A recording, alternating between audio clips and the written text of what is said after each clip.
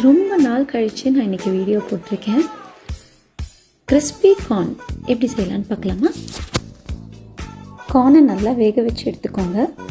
அந்த சூட்லேயே cornflour, pepper, salt இதெல்லாம் போட்டு கிளறி வச்சுட்டு ஒரு கடாயில் நல்லா எண்ணெயை சூடு பண்ணி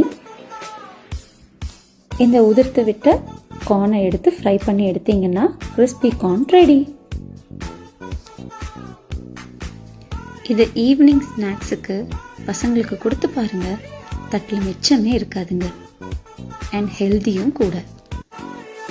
இதை நீங்கள் அப்படியே கூட சாப்பிடலாம். அப்படி இல்லைன்னா வெங்காயம், கொஞ்சோண்டு சாட் மசாலா, கொத்தமல்லி போட்டு கிளறி விட்டு சாப்பிட்டிங்கன்னா அருமையாக இருக்கும். ட்ரை பண்ணி பாருங்கள். டடா!